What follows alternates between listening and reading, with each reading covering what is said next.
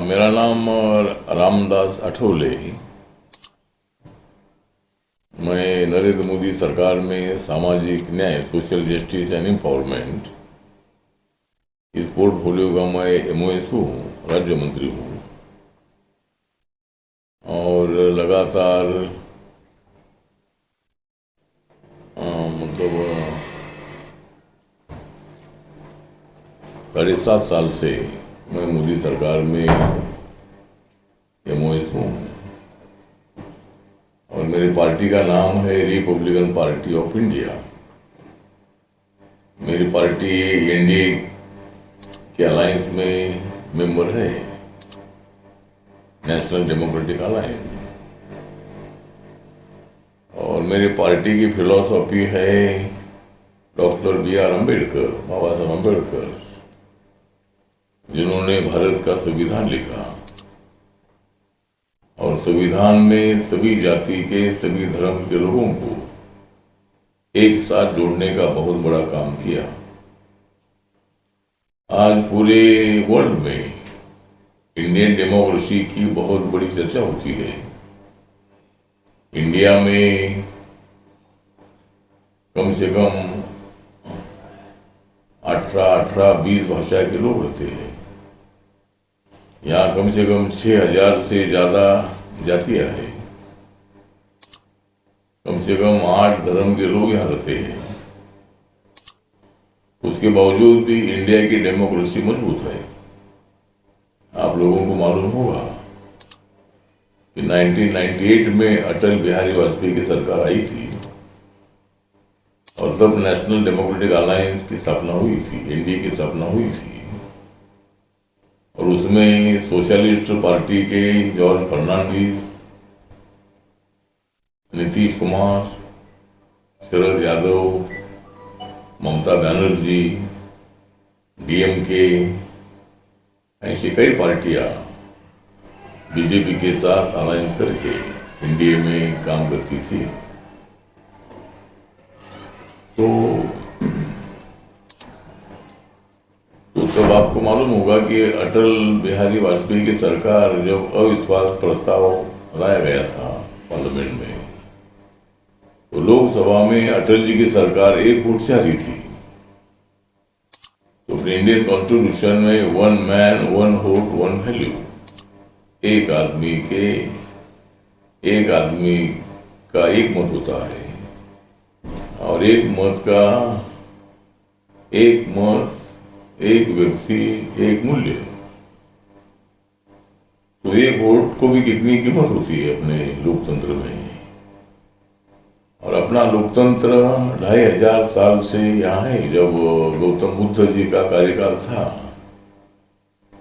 तब उनके भिक्खुओं में जब चर्चा होती थी तो बहुत सारे विषय पर विवाद होता था और फिर निर्णय कैसा लेना है। ये बोलता है ये होना चाहिए, दूसरा बोलता है वो होना चाहिए, वो करना चाहिए। तो फिर तब ये निर्णय लिया गया कि जो मेजॉरिटी होती है, मेजॉरिटी बहुमत का निर्णय सभी ने मान्य करना, तो उसको ही डेमोक्रेसी बोलते हैं। तो डेमोक्रेसी अपने देश में 2,500 साल पहले अपने देश में उसका उत्पादन है। और जो शांति है, पीस है, पीस की स्थापना भी 2,500 साल पहले गौतम बुद्ध के कार्यकाल में हुई। हिंसा से किसी का कल्याण होगा नहीं, इसीलिए शांति से ही विकास होता है, शांति से ही प्रगति होती है, शांति से ही अपना मन साफ होता है। मन में अहंकार होगा तो युद्ध होता है। तो हमारा कहना ये है कि हमको युद्ध नहीं चाहिए, हमको बुद्ध चाहिए। आज आपने देखा है कि रशिया और यूक्रेन का युद्ध 1.5 साल से चल रहा है। अभी इसराइल और हमास का युद्ध भी चल रहा है। जगह जगह पर हिंसा बढ़ रही है। आतंकवाद हो, नक्सलवाद हो, माओवाद हो। इसीलिए बुद्ध की फिलॉसफी ही शांति निर्माण कर सकती है। तो लोकतंत्र जो है, तो इसीलिए नेशनल डेमोक्रेटिक अलायंस में मेरी पार्टी काम करती है। और नरेंद्र मोदी जी विकास पुरुष है। नरेंद्र मोदी जी डेवलपमेंट को सबसे ज्यादा महत्व देते हैं। और जो सरकारी पैसा है ये गांव तक पहुंचना चाहिए। गांव में रहने वाले हर घर घर तक पहुंचना चाहिए। ये हमारी सरकार का मुख्य मिशन है। और आपने देखा होगा कि हमारे कार्यकाल में, मोदी जी के कार्यकाल में भ्रष्टाचार का एक भी प्रकरण आपको दिखाई नहीं दिया होगा। तो भ्रष्टाचार मुक्त भारत बनाने की कोशिश हमारी सरकार की है। जिस तरह कांग्रेस के एक मेंबर ऑफ पार्लियामेंट के घर में 351 करोड़ के नोट मिले, तो कांग्रेस भ्रष्टाचार करके करके कई साल तक सत्ता में रही। लेकिन अभी कांग्रेस का जनाधार बहुत सारा नीचे चला गया है। और नरेंद्र मोदी जी ने जो 9.5 सालों में जो काम किया है, ये बहुत ही बड़ा बेहतरीन काम है। अगर आपको आंकड़े अगर मैं दे दूं, तो प्रधानमंत्री जन धन योजना शुरू हुई थी और गरीब लोगों ने कभी बैंक का दरवाजा भी नहीं देखा था। लेकिन जन धन योजना शुरू की गई और अभी तक 2014 से लेकर 21-23 तक 51 करोड़ 17 लाख 51 करोड़ 17 लाख इतने अकाउंट बैंक में खुले हैं। और बैंक में जमा जो पैसा है 2,10,882.7 करोड़ रुपए बैंक में जमा हुए हैं। 2 करोड़ 10 लाख 882 इतने पैसे बैंक में जमा हुए हैं।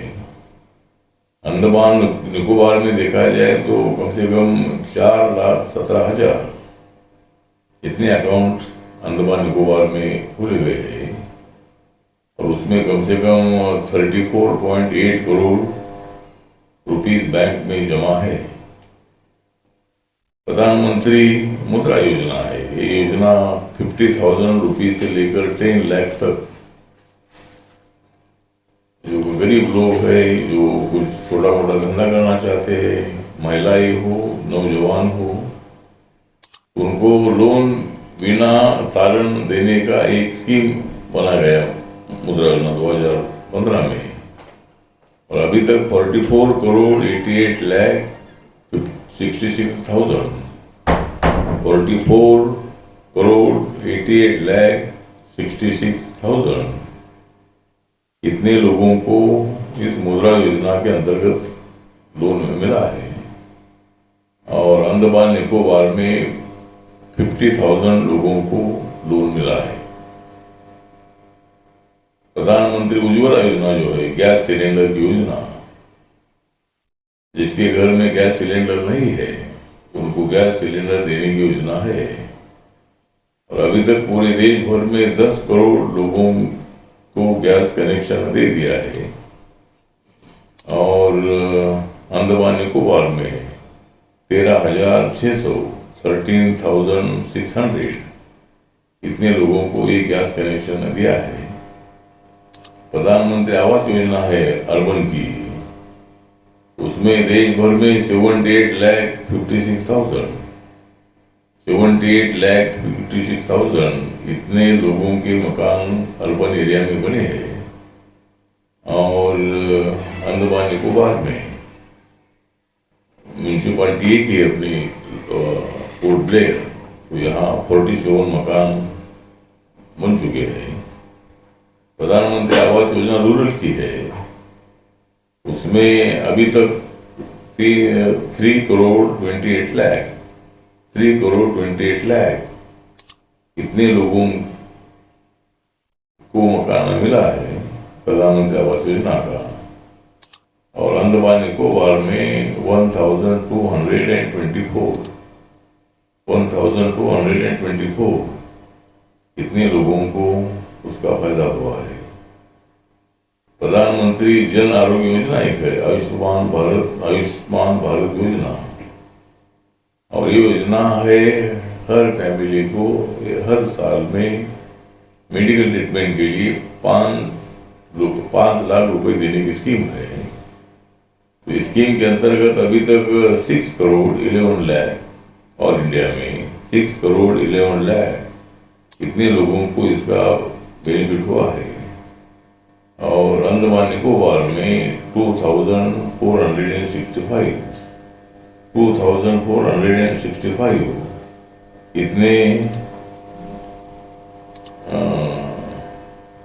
इतने लोगों को इसका फायदा हुआ है। एक उजाला योजना एक है, इसमें लेड बल्ब दिए जाते हैं। तो अभी तक पूरे देश भर में 36 करोड़ 79 लाख 36 करोड़ 79 लाख इतने लेड बल्ब पूरे गांव में शहरों में दिए गए हैं। और अंडमान निकोबार में 4 लाख लेड बल्ब इंस्टॉल किए हैं। इसी तरह मतलब ये इतनी बहुत सारी योजनाएं मोदी जी के कार्यकाल में शुरू की और उसका फायदा लोगों को हो रहा है। और इसीलिए मोदी जी को हराने के लिए बहुत सारी पार्टी एक साथ आई है। जिन सोशलिस्ट लोगों को, कम्युनिस्ट लोगों को इंदिरा गांधी के इमरजेंसी के टाइम पर जेल में डाला गया था, लेकिन ये सब लोग अकेले मोदी जी को हराने के लिए एक साथ आए हैं और इंडिया नाम से गठबंधन बनाकर मोदी जी को हराना चाहते हैं। लेकिन मोदी जी का जनता पर भरोसा है, हमारा जनता पर भरोसा है। और अभी आपने देखा कि मध्य प्रदेश, छत्तीसगढ़ और राजस्थान तीनों राज्यों में बीजेपी को बड़ी सफलता मिली है। 2018 में जब 19 का चुनाव होने के पहले 2018 में इसी 5 राज्यों में चुनाव हुए थे, तब बीजेपी 3 राज्यों में मतलब 3 राज्यों में कांग्रेस चुनकर आई थी, मध्य प्रदेश, छत्तीसगढ़ और राजस्थान। और तेलंगाना में बीआरएस चुनकर आई थी और मिजोरम में उनकी लोकल पार्टी थी वो चुनकर आई थी। उसके बावजूद भी मोदी जी के नेतृत्व में कम से कम 303 सीटें बीजेपी को मिली थी। 2014 में 282 सीटें मिली थी। अटल जी के टाइम पर 182 सीटें मिली थी बीजेपी को। और 1982 में बीजेपी के तो दो एमपी थे, ओनली 2 एमपी थे। तो मोदी जी ने इतना काम किया है कि लोगों का मोदी जी पर विश्वास है। और इसीलिए 2024 में जो चुनाव होगा उसमें 400 से ज्यादा सीटें बीजेपी और एनडीए को मिलेगी, ऐसा हमें पूरा विश्वास है। इसीलिए हम काम कर रहे हैं। लेकिन मोदी जी को बदनाम करने की कोशिश हो रही है, उनको गालियां देने का काम ये अपोजिशन वाले कर रहे हैं। अभी हाउस चलने की आवश्यकता थी, लेकिन सरकार चाहती थी कि भाई आखिरी अधिवेशन था इस 5 साल का, इसमें चर्चा होनी चाहिए, कुछ बिल पास होने के लिए अपोजिशन ने मदद करनी चाहिए, अपने सुझाव रखना चाहिए। लेकिन रोज मतलब हंगामा करते रहे। और जिस तरह लोकसभा में 2 नौजवानों ने जब मारे थे, और सिक्योरिटी जो है, सिक्योरिटी से होम मिनिस्ट्री का कोई संबंध आता नहीं है। अंदर की सिक्योरिटी ये पार्लियामेंट की सिक्योरिटी होती है। लेकिन इस पर चर्चा होने की आवश्यकता थी। लेकिन विपक्ष बोल रहा है हमारा आवाज दबाया जा रहा है। तो आवाज दबाने का विषय नहीं, आप रोज हंगामा कर रहे हैं और इसीलिए पहली बार कम से कम 142 जो MP है, जो वेल में आने वाले, हंगामा करने वाले ऐसे जो MP थे उनको सस्पेंड कर दिया है।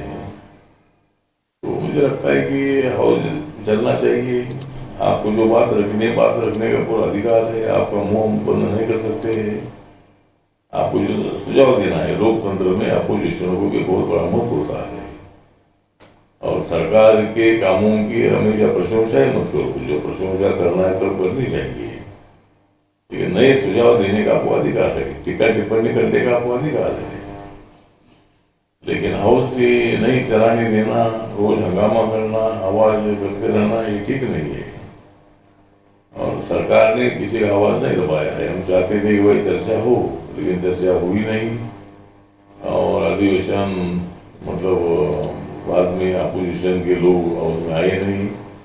हमने बहुत सारे बिल पास किए हैं और हमने पार्लियामेंट 22 तक चलाई है। 2024 में मेरी पार्टी की बहुजन पार्टी BJP के साथ रहेगी, एनडीए में रहेगी और मोदी जी तीसरी बार बहुत बड़े बहुमत से देश के प्रधानमंत्री बनेंगे, ऐसा हमें पूरा विश्वास है। और कल मैंने सभी जो मेरे सोशल जस्टिस के अधिकारी और बाकी भी जो अधिकारी थे उनके साथ मैंने 1-1.5 घंटा मैंने मीटिंग की और जो भी प्रस्ताव उनके प्रलंबित है उसको भारत सरकार की तरफ से पूरी मदद करने का प्रयत्न मैं करूंगा, ऐसा मैंने उनको विश्वास दिलाया है। और यहाँ अंडमान निकोबार एक टूरिस्ट प्लेस है, बहुत सारे लोग यहाँ देश भर से दुनिया भर से आते हैं। कल मैंने सिविल जेल भी मैंने देखा और जो अपना शो होता है क्या light and sound, lighting sound show है वो भी मैंने देखा। तो एक पूरा ऐतिहासिक शहर है। और 1943 में सुभाष चंद्र बोस आए थे, उन्होंने यहाँ आज़ादी के पहले यहाँ तिरंगा झंडा लगाया था। तो उसको भी मैं कल भेंट देने वाला हूँ। और इसी तरह मेरा 3 दिन का टूर यहाँ है। आज मैं क्या नाम स्वराजदीप। हाँ, स्वराजदीप।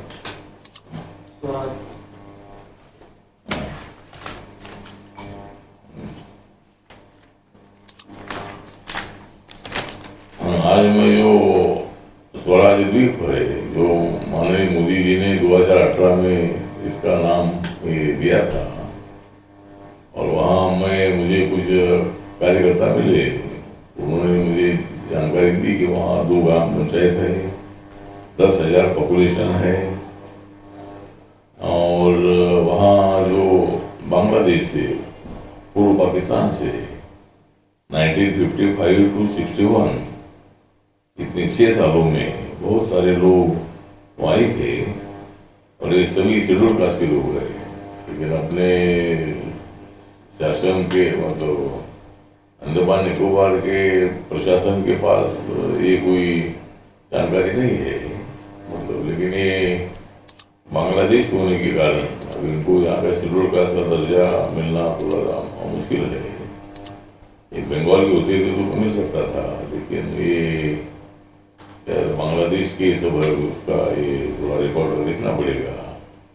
उन्होंने हमारे पास मांग किया है कि भाई हम शेड्यूल कास्ट के लोग हैं, ये मथुआ कम्युनिटी और नामशूद्र कम्युनिटी, ऐसे हम इस कम्युनिटी चाहते हैं और हमको रिजर्वेशन का फायदा मिलना चाहिए, हमको शेड्यूल कास्ट में डालना चाहिए, ऐसा उन्होंने बताया है। तो मैं मंत्रालय से बात करूँगा और कितना संभव हो सकता है वो मैं देखूंगा। लेकिन मैंने उनको आश्वासन दिया है कि जो वहाँ मैंने राधानगर जो बीच है एशिया में बहुत बड़ा क्लीन और उसकी मिट्टी बहुत बड़ी मुलायम ऐसा एक बीच हो, राधानगर का बीच मैंने देखा, और एशिया में नंबर 1 का वो बीच है और वर्ल्ड में 7 नंबर का वो बीच है। तो एक ऐतिहासिक सब मैं देख कर आया हूँ। और मतलब वहाँ एक टूरिज्म का एक अच्छा प्लेस है वो। वहाँ होटल की संख्या भी बहुत बड़ी है, और वहाँ वहाँ की कुछ कार्यकर्ताओं से मैंने बात भी किया कि वो सब बीजेपी के कार्यकर्ता थे, वो सब वोटर है यहाँ के। तो 70-80 साल से ये लोग इधर रहते हैं, सभी इधर के वोटर है। तो इसीलिए उनको शेड्यूल कास्ट में डाल सकते हैं क्या, इस पर जरूर मैं मेरे मंत्रालय की तरफ से मैं कोशिश करूँगा। लेकिन अभी रिकॉर्ड में शेड्यूल कास्ट का एक बात भी नहीं है। निकोबार में ट्राइबल की संख्या बड़ी है, और ट्राइबल 7.5% है, और ओबीसी 43% है, बाकी जनरल कास्ट के लोग है। तो यहाँ की जो भी समस्या, मैंने कल अधिकारियों को भी मैंने बताया था कि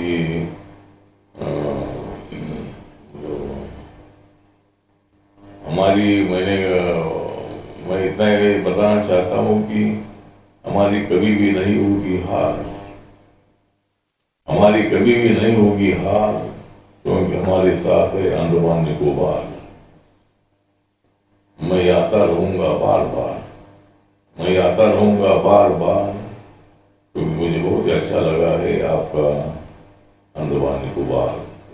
अंडमान निकोबार बहुत अच्छा है, टूरिस्ट प्लेस है, और ये यहाँ से भारत में है, लेकिन यहाँ से सिंगापुर नज़दीक है, यहाँ से थाईलैंड नज़दीक है, ऑस्ट्रेलिया नज़दीक है, न्यूजीलैंड नज़दीक है, बर्मा भी नज़दीक है ना जी, म्यांमार भी नज़दीक है।